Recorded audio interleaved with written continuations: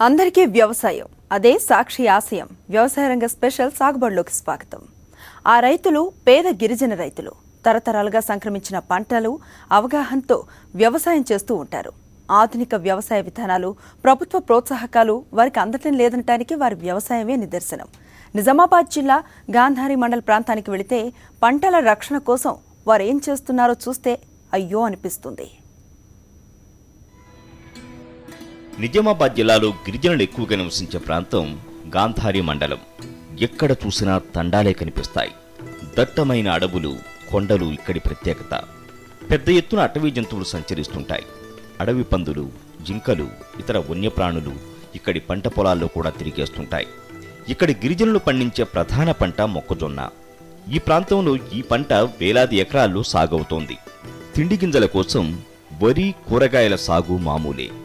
మొక్కజొన్న పంటలకు అడవి పందులు, ఇతర వన్యమృగాల నుంచి కాపాడుకోవడానికి గిరిజన రైతులు నానా కష్టాలు పడుతుంటారు. సీసాలు, గిన్నెలు శబ్దమొచ్చేందుకు రకరకాల ప్రయత్నాలు చేస్తుంటారు. ఇందులో భాగంగానే పంటల చుట్టూ పాత చీరలు కడతారు. రంగురంగుల చీరలు కట్టడం వల్ల వాటిని చూసి అటవీ జంతువులు జంకుతాయని, పంట నష్టం తగ్గుతుందనేది రైతుల ఆలోచన. పందుల బాధ తట్టుకోలేక చీరలు కడుతున్నాం. ఏం పంట వేసినావు? మక్క పంట. ఎన్ని పడతాయి చీరలు? 100 చీరల దాకా పడతాయి. ఎంత ఎంత కొంటున్నావు చీర? 12 రూపాయలు. మక్క పంటకా దేనికోసం? పందుల కొరకు వస్తున్నాయి మాకు ఇవి చీరలు కడితే వస్తాయి పందులు. ఇక మన బాధ అన్న, ఇది మక్కల కోసమే. మక్క పందులు, విపరీతమైన పందులు ఉన్నాయి.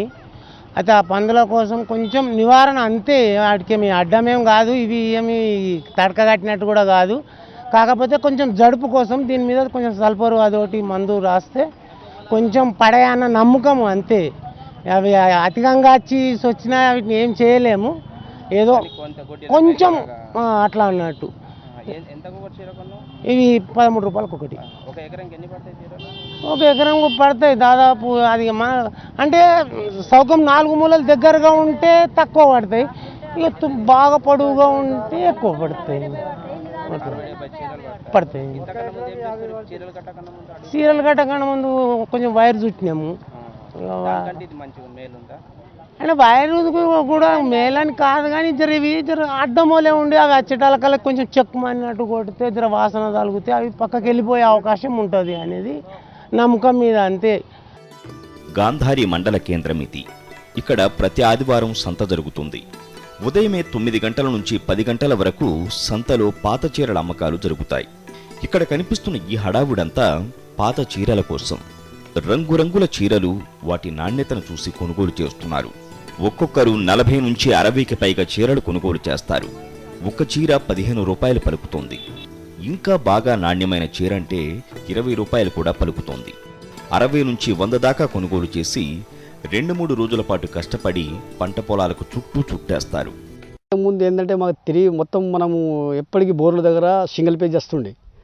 రాగానే ఏం చేస్తుంటామంటే రాత్రిపూట మేము తినిపోయి దానికి ఏం చేస్తుంటామంటే దాంట్లో కావలి ఉండి పందులు రాగానే దానికి సాడు పెడుతుంటాం. సాడు పెడితే అప్పుడు బుగులు పడి కొన్ని రాలేవు పోయింది. దాని తర్వాత ఏమైపోయిందంటే మాకు కరెంటు రాక ప్రాబ్లం అయిపోయిన తర్వాత ఎంత మేము కావలి పోయినా పందులు నాకు ఇంటలేని తర్వాత ఏం చేసినామంటే ఇప్పుడు పరిశ్రమ మేము పని చేసేది సీరియల్లో ఒకటి మాకు ఆలోచన వచ్చింది. అందరి దాని గురించి వస్తే అది ఏం చేస్తున్నామంటే మేము సీరియల్తో అంగళ్ళకి పోయి తీసుకొచ్చి మేము దానితో ఒక బిగాన మనకు 100 సీరియల్ పడతాయి. అది తిరుగులా కట్టేస్తే 4 నెలల దాకా దాన్ని కష్టపడాలి. 4 నెలలు కష్టపడిన తర్వాత సీరియల్ కట్టిన తర్వాత అది ఏం చేస్తుందంటే ఇప్పుడు కొద్దిగా మాకు దానికి బుగులు పడి మరి అది మనము లేకుంటే ఒళ్ళేసినట లేకుంటే ఏది వేసినట్ట దాని గురించి బుగులు పడి పందులు వస్తలేవు. కానీ దేనికైనా కానీ పందులు ఇది కడితే వస్తలేవు అన్నీ మాకు తెలిసిపోయిన తర్వాత ఏం చేసినామంటే మేము కూడా తెచ్చి దాన్ని కట్టిన తర్వాత కొద్దిగా అది కడితే కంట్రోల్ అవుతున్నాయి, వస్తలేవు. కట్టని జాగాలో ఏడన ఏమన్నా సందు ఉన్నదనుకో మళ్ళీ లోపల ఏడన కట్ట తిరిగిన తర్వాత సందు ఏడన ఉన్నదనుకో కచ్చేమాలకి వచ్చిందంటే వస్తుంది, లేకుండా సందు లేకుండా కడితేనే రావాలి. నిజామాబాద్ జిల్లాలోని గిరిజన తండాలు ఎక్కడ ఉన్నా అక్కడ ఖచ్చితంగా మొక్కజొన్న పంట ఉంటుంది. అంతేకాదు, అంతే ఖచ్చితంగా ఆ మొక్కజొన్న పంట చుట్టూ చీరలు కనిపిస్తాయి. గాంధారి, కామారెడ్డి, మాచారెడ్డి, బాన్సువాడ ఇలా అనేక ప్రాంతాల్లో ఇదే పరిస్థితి. ఆరుమూరు డివిజన్లో ఎర్రజొన్నలు, పసుపు, ఇతర కూరగాయలు పండిస్తారు. అక్కడ కూడా బాల్కొండ మార్కెట్లో పాత చీరలకు ఫుల్ డిమాండ్. మహారాష్ట్ర సరిహద్దు చుక్కల్ నియోజకవర్గంలో జింకల బెడద ఎక్కువ. అక్కడ కూడా పంటలను రక్షించుకునేందుకు పాత చీరలనే ఎక్కువగా వాడుతున్నారు. ఒకటి ఎండిపోయింది. ఇప్పుడు ఎన్ని చీరలు తీసుకుంటున్నారు? 40 తీసుకున్నాం. ఎన్ని అయితే ఎకరానికి కడతారా అవి? అవి ఎకరానికి వస్తాయా రావా? ఎండిపోతుంది మక్క కూడా. అవునా? ఈ చీరలు ఎందుకోసం కడతారు? పందులు రాకుంటే. మక్క వేసిన తర్వాత 4 రోజులకు మొలకొచ్చిన నుంచి పందిరేసుకొని దానికి కావలు ఉండడం ఉన్నా కానీ పందులు ఆగడానికి ఛాన్స్ లేదు. ఎన్ని బాధలు పడ్డా కానీ పందులు ఆగతలేవు. దాన్ని బట్టి చీరలు కొనుక్కొచ్చి 2 కట్టెలు బాతి దాన్ని కట్టడం జరుగుతుంది. అయినా ఇబ్బంది అవుతుంది. కావాలి ఎంత పోయినా కానీ అవి ఆగడానికి లేదు, అవకాశం లేదు. రైతు బిడ్డకు నష్టమే ఉంది. దానికంటే ఎక్కువ మించింది ఏం లేదు. రైతు బిడ్డ అసలు లాస్ట్ ములుకడ పట్టుకుని ఇంటికి పోవడం తప్ప వేరేది ఏం లేదు. చీరలు కట్టినా కానీ లైట్గా ఆగుతాయి. అది కూడా నిద్రపోకుండా కంటిన్యూ చూపు ఉంటే ఆగుతాయి, లేకుంటే ఆగాయి. అటవీ ప్రాంతానికి సమీపంలో పంట పొలాలు ఉన్న రైతులు అనేక ఇబ్బందులు పడుతుంటారు. వాటిలో ముఖ్యమైనది పంట పొలాలపైన అడవి జంతువుల దాడి. అడవుల్లో తగినన్ని సౌకర్యాలు ఉంటే ఆ జంతువులు పొలాల మీదకు రాకుండా అడవులకే పరిమితమవుతాయి. మనిషి దురాశతో అడవుల్ని కొట్టేస్తుంటే అవి నిస్సహాయ పరిస్థితుల్లో పొలాలపైన పడుతుంటాయి.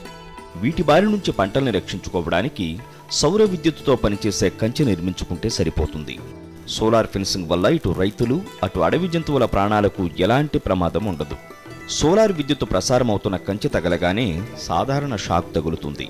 అంతేకాదు, అలారం మోగి జంతువులు భయపడి దూరంగా వెళ్లిపోతాయి. ఈ గిరిజన రైతులకు సౌర విద్యుత్తు కంచెను ప్రభుత్వమే ఏర్పాటు చేస్తే వీరికి తమ పంటల రక్షణపైన పూర్తి నమ్మకం కలుగుతుంది. లేదంటే అంతవరకు వీరు ఆశ నిరాశల మధ్యన ఊగిసలాడాల్సిందే. విఘ్నేశ్వర్, సాక్షి న్యూస్, నిజామాబాద్ జిల్లా.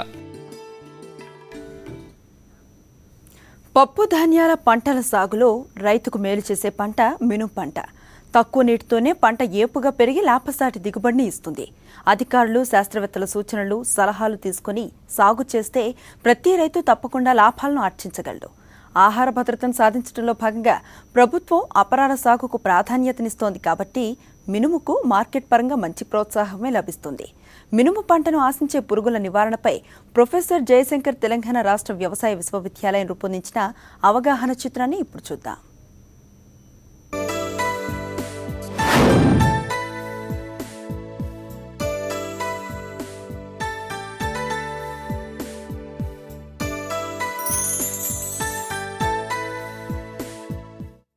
మురుగునీరు నిలవని, తేమను నిలుపుకోగల చౌడులేని భూములు అనుకూలం. వేసవి దుక్కులు చేసుకుని తొలకరి వర్షాలు పడిన వెంటనే భూమిని గొర్రుతో మెత్తగా దున్ని పొలాన్ని సిద్ధం చేసుకోవాలి.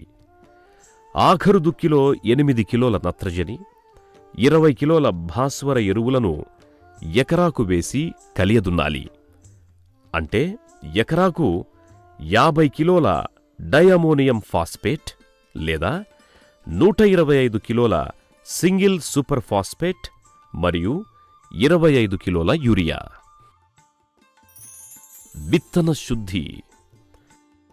1 కిలో విత్తనానికి 3 గ్రాముల థైరామ్ లేదా 3 గ్రాముల కాప్టాన్ లేదా 3 గ్రాముల మ్యాంకోజెబ్ మందుతో విత్తన శుద్ధి చేసిన తరువాత నీడలో 1 అరగంట ఆరనిచ్చి తరువాత 5 గ్రాముల థయోమిథాక్సిమ్ లేదా 5 మిల్లీలీటర్ల ఇమిడాక్లోప్రిడ్ మందుతో విత్తన శుద్ధి చేసి నీడలో బాగా ఆరనివ్వాలి.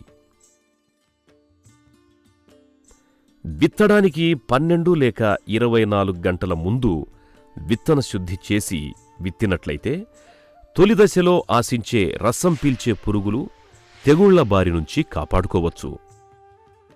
చివరగా విత్తుకునే ముందుగా 10 కిలోల విత్తనానికి 200 గ్రాముల రైజోబియం కల్చర్ని పట్టించి విత్తుకోవడం ద్వారా గాలిలోని నత్రజనిని భూమిలో మొక్క యొక్క వేరుబుడిపల సహాయంతో స్థిరీకరించవచ్చును. పైరు విత్తడం. ఖరీఫ్లో జూన్ నుండి జూలై 15 వరకు విత్తడం వల్ల అధిక దిగుబడులను సాధించవచ్చు.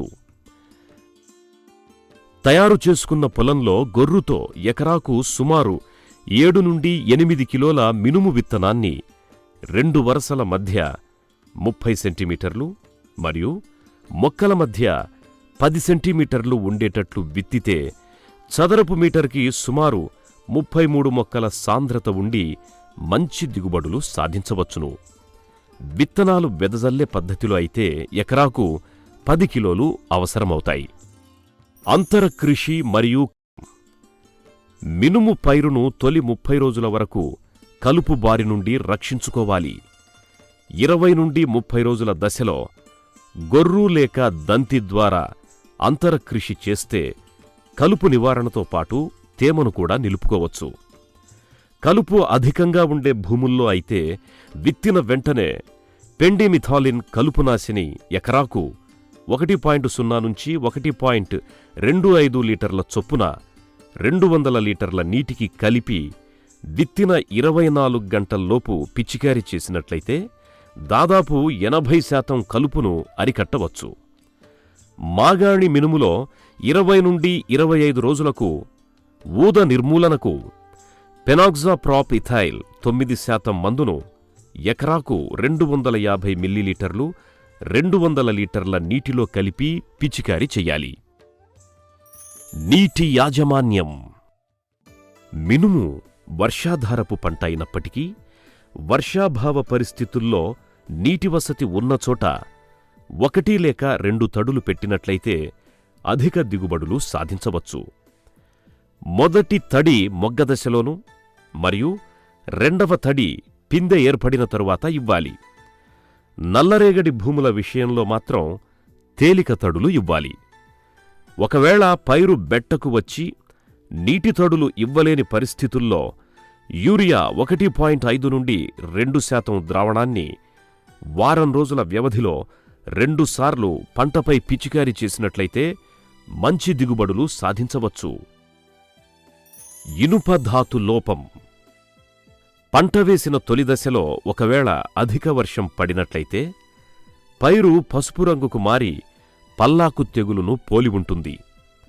ఈ స్థితిని రైతులు ఇనుప ధాతు లోపంగా గుర్తించి అన్నభేది 50 గ్రాములు మరియు నిమ్మ ఉప్పు 5 గ్రాములు మరియు యూరియాను 100 నుండి 150 గ్రాములు 10 లీటర్ల నీటికి కలిపి వారం వ్యవధిలోపు 2 సార్లు పిచికారీ చేసి మంచి ఫలితాలు సాధించవచ్చు.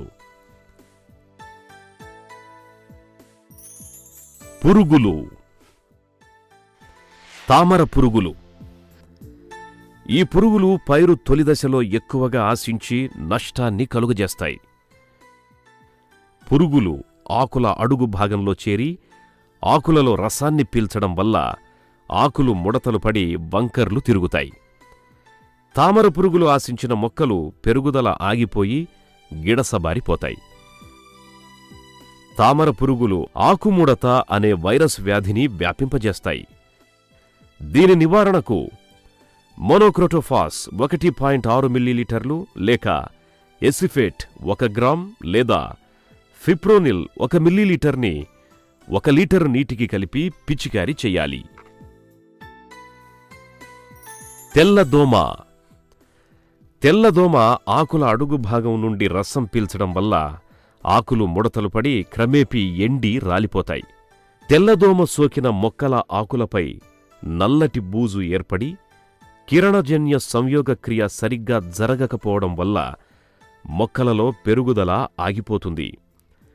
ఈ పురుగులు పల్లాకు తెగులు అను వైరస్ తెగులును కూడా వ్యాపింపచేస్తాయి.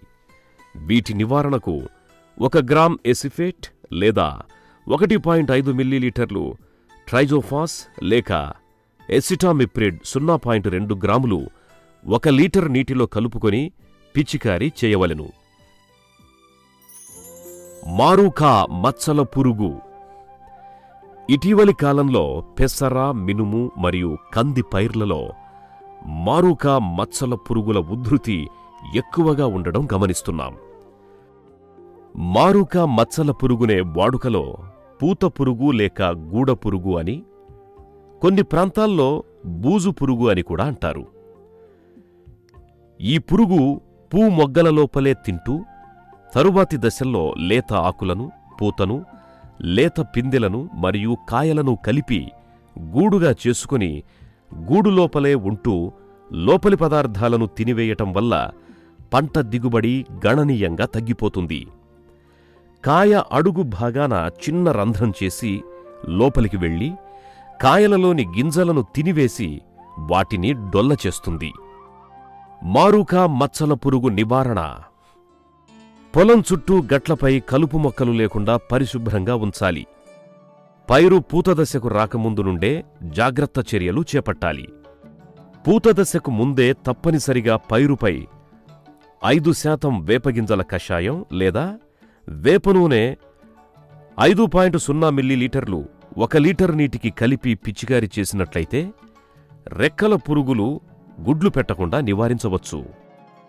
పిల్ల పురుగులు కనిపించినట్లయితే వెంటనే క్లోరిపైరిఫాస్ 2.5 మిల్లీలీటర్లు లేక థయోడికార్బ్ 1 గ్రాము లేక ఎసిఫేట్ 1 గ్రాము 1 లీటర్ నీటికి కలిపి పిచికారీ చేసుకోవాలి. పంటలో గూళ్లు గమనించినట్లయితే నివారణకు ఎసిఫేట్ 1.5 గ్రాములు లేక క్వినాల్ఫాస్ 2 మిల్లీలీటర్లు లేక క్లోరిపైరిఫాస్ 2.5 మిల్లీలీటర్లు లేక నొవాల్యురాన్ 0.75 మిల్లీలీటర్లలో ఏదో ఒక మందుతో పాటుగా తప్పనిసరిగా ఊదర స్వభావం కలిగిన డైక్లోరివాస్ మందును 1 మిల్లీలీటరు 1 లీటర్ నీటికి కలిపి పిచికారీ చెయ్యాలి. మరలా అవసరమైతే మందులను మార్చి 2-3 సార్లు పూత, పిందె మరియు కాయదశల్లో పిచికారీ చెయ్యాలి.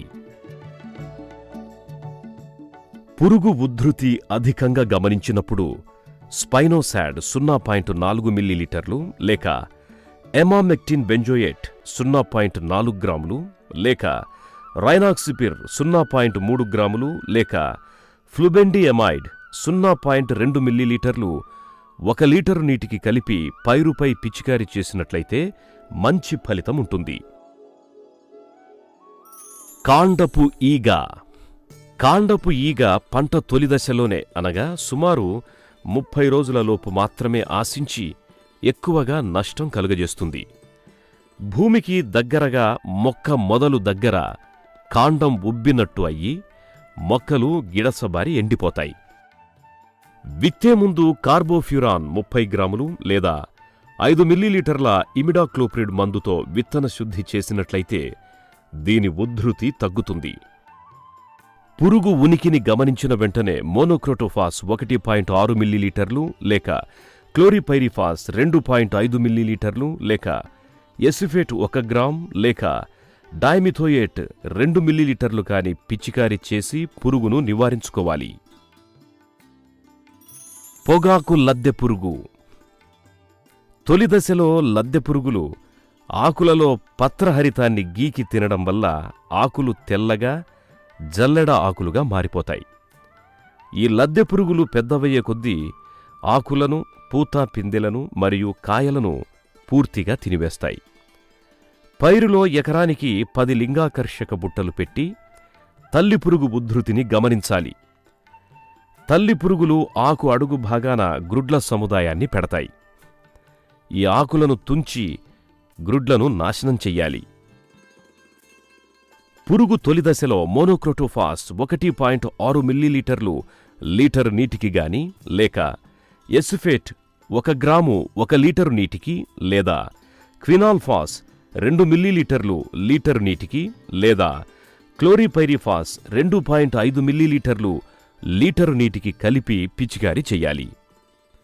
పురుగులు పెద్దవై ఉద్ధృతి ఎక్కువగా ఉన్నప్పుడు 5 కిలోల తవుడు మరియు 1/2 కిలో బెల్లం కలిపి 1/2 లీటరు మోనోక్రోటోఫాస్ లేదా క్లోరిపైరిఫాస్ లేదా 1/2 కిలో కార్బరిల్ మరియు సరిపడు నీటిని కలిపి విషపు ఎరను చిన్న చిన్న ఉండలుగా తయారు చేసుకొని మొక్కకు మొదలు దగ్గర పడేలా సాయంత్రపు వేళల్లో చల్లి పురుగును నివారించుకోవాలి.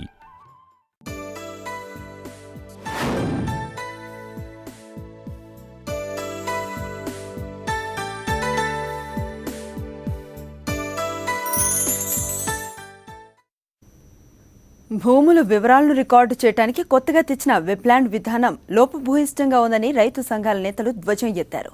ఆంధ్రప్రదేశ్ ప్రభుత్వం వెంటనే 271 జీవోను రద్దు చేయాలని వారు డిమాండ్ చేశారు. వెబ్లాండ్ విధానం మంచి చెడ్డలపై శ్రీకాకుళం జిల్లా శ్రీకాకుళం రూరల్ మండలం లంకం గ్రామంలో సాక్షి ఆధ్వర్యంలో రైతు అవగాహన సదస్సు జరిగింది. దీనికి రైతులోకం నుండి విశేష స్పందన లభించింది. వెబ్లాండ్ వలన రైతులకు వచ్చే ఇబ్బందులను పలువురు నిపుణులు రైతులకు వివరించారు.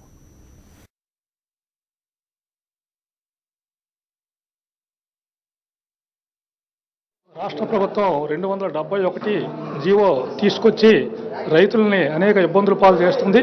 ఈ జీవో ప్రకారము ప్రతిదీ 1Bలో ఉన్నటువంటి నెంబర్లకే చట్టబద్ధత కల్పిస్తూ ఇవే బ్యాంకులు రుణాలు పొందడానికి కానీ భూముల రిజిస్ట్రేషన్కి కానీ ఇదే ప్రామాణికం, ఇప్పటి వరకు ఉన్నటువంటి పాస్ పుస్తకాలు ఎందుకు పనికిరావని చెప్పేసి చెప్తున్నది. దీంతో 1Bలో రైతుల తాలూకా నెంబర్లు పూర్తిగా లేక అలాగే సర్వే నెంబర్లో ఉన్న తప్పులతోని రైతులు అనేక ఇబ్బందులు పడుతున్నారు. బ్యాంకు రుణాలు పొందలేకపోతున్నారు. భూమి రిజిస్ట్రేషన్లు కూడా కావడం లేదు. ఈవేళ ప్రభుత్వం ఏకపక్షంగా రైతులతో సంబంధం లేకుండా 271 జీవోని తీసుకొచ్చింది. కేవలం 12 రోజులు వ్యవధిలోనే ఇంగ్లీష్లో వెబ్సైట్లో పెట్టి చర్చకి పెట్టామని చెప్పేసి నామకా చెబుతూ జూలై 1వ తేదీ నుండి ఈ జీవోని అమల్లోకి తీసుకొచ్చింది. దీనివల్ల చాలా ఇబ్బందులు పడుతున్నారు. ఎప్పుడో 60 సంవత్సరాల క్రితం సర్వే సెటిల్మెంటు జరిగినటువంటి రికార్డులు ఇప్పటికీ అనేక మార్పులు చేర్పులు జరిగాయి. భూముల అమ్మకాల్లో కొనుగోలు జరిగినాయి. అలాగే కొన్ని రికార్డులు పోయినటువంటివి తిరిగిపోయినటువంటివి కూడా ఉన్నాయి. వాటన్నింటినీ పునరుద్ధరించడం కోసం భూమి రీసర్వే సెటిల్మెంట్ జరపకుండా ఆ పాత రికార్డులనే మళ్ళీ తప్పులు తడకలుగా కంప్యూటర్లోకి ఎక్కించి రైతుల మీదకి నెట్టడం అనేటువంటిది సరైనటువంటిది కాదు. రెవెన్యూ సమస్యలపై అవగాహన సదస్సు మా లంకాం గ్రామంలో సాక్షి వారు నిర్వహించడం, వివిధ ఈ రెవెన్యూ సంబంధించిన సమస్యల పట్ల వివిధ రెవెన్యూ అధికారులను రిటైర్డ్ బాగా అనుభవం ఉండే అధికారులను పిలిపించి మా యొక్క విలేజ్లో రప్పించి ఈ యొక్క రెవెన్యూ సమస్యల పట్ల రైతులు పడిన కష్టాల పట్ల కానీ వాళ్ళకి పూర్తిగా వాళ్ళకి తెలియని విషయాలని మా రైతులకు ఎడ్యుకేట్ చేసి భూ సమస్యల పరిష్కారానికి బాటలు వేసే విధంగా సాక్షి నిర్వహించింది. ఈరోజు జీవో నెంబరు 271 రైతు మెడపైన కత్తిపి మోపి గవర్నమెంటు బహుళ సంస్థలకి దారాదత్తం చేయడం చూస్తున్న భూముల్ని దీన్ని ఖండిస్తూ గ్రామ స్థాయి వరకు రైతాంగంలో చైతన్యం తీసుకురావడానికి సాక్షి పత్రిక టీవీ వాళ్ళు చేసిన కృషిని అభినందిస్తున్నాం. అందులో భాగంగా రైతాంగాన్ని చైతన్యం చేయాల్సిన అవసరం ఉంది. అందులో భాగంగానే రేపు కార్యక్రమం కూడా మేము రేపు 1వ తేదీ నుంచి సెప్టెంబర్ 1 నుంచి ఏదైతే ఈ రైతు కోరికల దినం ఉందో దాని సందర్భంగా కార్యక్రమం నడుపుతున్నాం. 8వ తేదీన ధర్నాలు కూడా చేయబోతున్నాం. జీవో నెంబర్ 271 రద్దు చేయాలని కోరుతూ. సాగుబడి కార్యక్రమంపై మీ అభిప్రాయాలు సూచనలు మాకు పంపండి. అంతేకాదు మీ సందేహాలను కూడా పంపండి. వాటికి నిపుణుల చేత పరిష్కారాలను ఇప్పించి టీవీలో ప్రసారం చేస్తాం. మా అడ్రస్ సాగుబడి Sakshi TV, Sakshi towers 6-3-249/1 road number 1, Banjara hills, Hyderabad 500034. మా ఈమెయిల్ ఐడి sagubadi.sakshiTV@gmail.com.